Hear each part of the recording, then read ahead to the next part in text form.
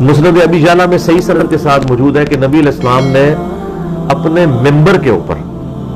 خواب میں حضرت ابو ہریرہ، آپ دیکھیں حضرت ابو ہریرہ کے بارے میں آپ لوگوں کے یہاں بڑا پایا جاتا ہے، خدا کے لیے حضرت ابو ہریرہ کی جان چھوڑ دیں، حضرت ابو ہریرہ جیسا محب اہل بیت کوئی نہیں ہے، آل امیہ کے دور میں ہوتے رہے، وہ انڈر پروٹیسٹ چیزیں بیان کرتے رہے، یہ حدیث بھی انہوں نے بیان کی ہے کہ نبی علیہ السلام نے اپنی وفات سے چند دن پہلے ایک خواب دیکھا، مسند ابی شعلہ میں صحیح سند کے ساتھ ہے، شیخ زبیر صاحب نے بھی اپنے مقالات میں نقل کی ہے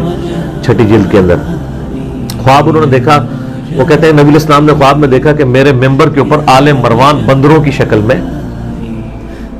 اچھل کود رہے ہیں، تو نبی علیہ السلام جب اٹھے اور انہوں نے یہ خواب بیان کیا تو آپ علیہ السلام سخت پریشان تھے، اور حضرت ابو ہریرہ کے الفاظ ہیں کہ جب سے یہ آپ نے خواب دیکھا آپ کو وفات تک کسی نے ہنستے ہوئے نہیں دیکھا، یعنی دیکھیں اللہ تعالیٰ نے پہلے بتا دیا یہ ہونا ہے، تو ظاہر نبی علیہ السلام کو پسند تو نہیں تھا، لیکن تقدیر کو کون ٹال سکتا ہے؟ جو ہونے والا ہے وہ تو اللہ نے ان کو پہلے بتا دیا نا، ہمیں بھی اپنے معاملات اگر مستقبل والے کچھ پتہ چل جائے ہم بھی کئی چیزوں سے ناراض ہوں گے، لیکن وہ تو الٹیمیٹلی تو ہو ہی جانے ہوتے ہیں۔ بار نبی علیہ السلام نے امت تک یہ بات پہنچا دی ہے کہ آل امیہ کے بندروں کو بندر کی مثال دی گئی ہے۔ یہ بندر کی مثال کیوں ہے؟ اللہ تعالیٰ کے جو مغضوب علیہم لوگ ہیں ان کو اللہ تعالیٰ نے کیا بنا دیا تھا؟ اصحاب سبت کو بندر۔ مراد یہ کہ اللہ تعالیٰ کے یہ مغضوب جن پہ اللہ کا غضب نازل ہوا ہے، اس لیے بندروں کی مثال ایک تمثیل کے طور پہ آپ کو دکھایا گیا۔ پھر صحیح بخاری میں موجود ہے، حضرت ابو ہریرہ روایت کرتے ہیں کہ نبی علیہ السلام نے فرمایا کہ میری امت کی تباہی جو ہے وہ قریش کے چند لڑکوں کے ہاتھ میں سے ہوگی، اور حضرت ابو ہریرہ کہتے ہیں میں ان کے چہروں کو بھی پہچانتا ہوں، میں ان کے ماں باپ تک کو بھی پہچانتا ہوں، اگر میں چاہوں تو یہ بیان کر دوں، لیکن وہ بیان اس لیے نہیں کرتے تھے کہ وہ سامنے وہی لوگ تو حکمران تھے۔ اور یہی وہ حدیث ہے اس جس کی ایکسپلینیشن میں وہ بخاری کی حدیث ہے کہ میں نے نبی علیہ السلام سے 2 علوم سیکھے، ایک میں نے ظاہر کر دیا، ایک اگر میں تمہیں جو ہے وہ ظاہر کر دوں تو تم میری گردن مار دو۔ وہ صوفیاء کہتے ہیں وہ کوئی روحانی علم تھا، نہ روحانی علم نہیں تھا، یہ ساری شیطانیاں جو ہونے والی تھی یہ نبی علیہ السلام نے بتا دی تھی کہ میرے بعد امت کے ساتھ یہ کام ڈلے گا۔ ابن حجر اسقلانی نے خود یہ ساری باتیں نقل کی ہیں کہ امت کے ساتھ یہ ہوگی، جو ہے وہ شیطنت آل امیہ کی طرف سے بیسیکلی یہ بتایا گیا تھا۔ ان منافقین یعنی وہ ان سے جو اس قریش کے ان لونڈوں سے جو تباہی ہونے والی تھی وہ حضرت ابو ہریرہ رضی اللہ تعالیٰ عنہ کو بتائی۔ وہ دوسرا علم یہ تھا، پہلا علم تو کتاب و سنت کا ہے، دوسرا وہ ہے تشریح ہے، ہاں 2 پیالے 2 علوم، تو وہ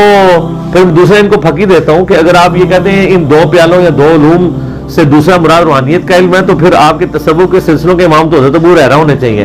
نقشبندیہ، قادریہ، چشتیہ، سروردیہ میں حضرت ابو ہریرہ کہیں ہے ہی نہیں ہے، حضرت علی ہے،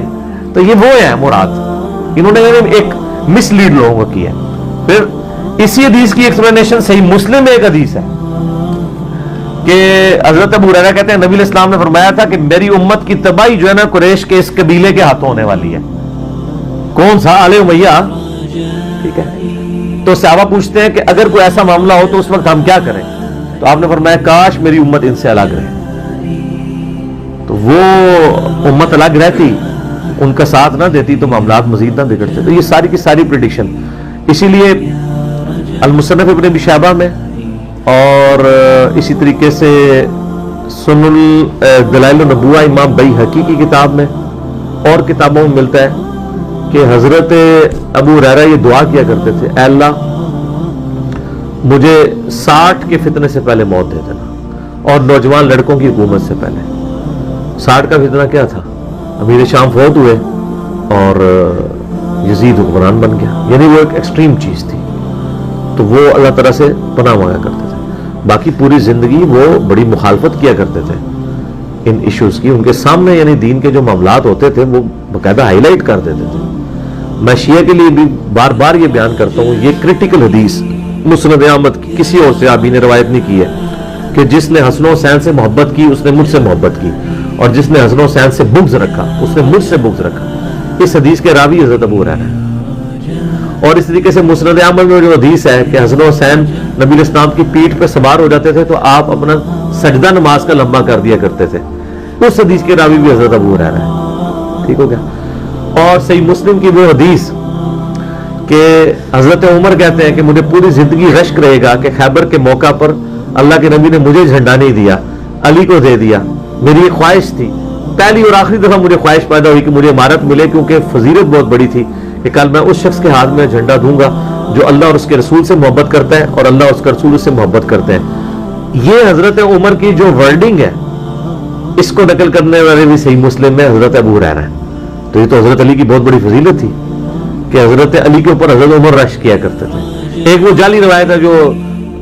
سنن کبری البیہقی میں ہے, جس کو البانی صاحب شیخ زبیر صاحب دونوں نے کہی موضوع روایت ہے کہ حضرت عمر جو ہے حضرت ابو بکر کی نیکیوں پہ رش کرتے تھے. وہ ستاروں کی مانند کس کی نیکیاں ہیں, سب جعلی روایتیں. وہ میرا ایک یوٹیوب پہ کلپ بھی ہے بغض علی آل امیہ کے دور میں, اس میں نے بتایا کہ کس طریقے سے حضرت علی کی شان اس وقت بیان کرنا بھی. بخاری مسلم سے میں نے احادیث بیان کی ہیں کہ تابعین کے کان کھڑے ہو جاتے تھے جب حضرت علی کے فضائل بیان ہوتے تھے. میں یہ پوچھتا ہوں کہ باقی صحابہ جب فضائل بیان ہوتے ہیں کوئی کسی کے کان نہیں کھڑے ہوتے ہیں, حضرت علی کے فضائل کے اوپر کیوں کان کھڑے ہوتے ہیں؟ اس کا مطلب ہے کہ